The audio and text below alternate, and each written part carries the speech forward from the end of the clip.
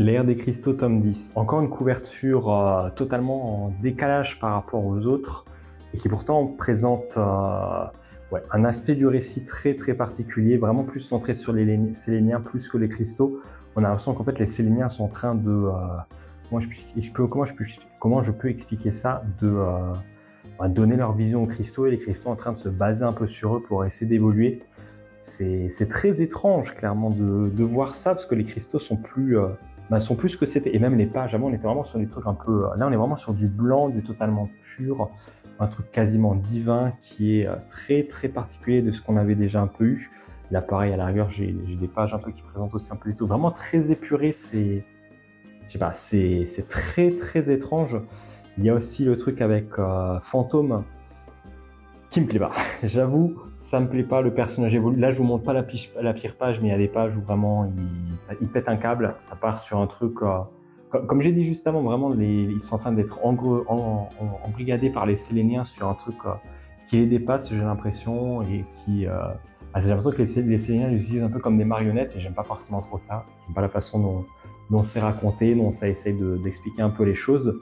Et le seul personnage un peu rationnel, c'est Fausse, qui décide de retourner un peu sur Terre, qui va se faire défoncer, mais qui décide de retourner sur Terre en se disant naïvement un peu, tiens, je vais essayer de réparer en fait un peu les choses, de remettre en ordre pour que Varja fasse un peu son devoir et réussisse à faire ce qu'on attend de lui. Donc c'est très particulier. En plus, on a encore une bonne ellipse un peu sur la fin, qui montre un peu des événements, point de vue sélénien, point de vue cristaux aussi, mais vraiment on a encore cet aspect un peu plus bouddhiste. Alors je peux vous montrer une petite page plus encore bouddhiste avec Vajra qui vraiment la ressemble un peu plus à une divinité. On commence vraiment à comprendre un peu son rôle et voir qu'il est même quasiment aussi un peu largué. Si on regarde la dernière page, il est quasiment, on voit un peu dans ce regard qu'il est totalement largué, totalement subjugué par Fausse.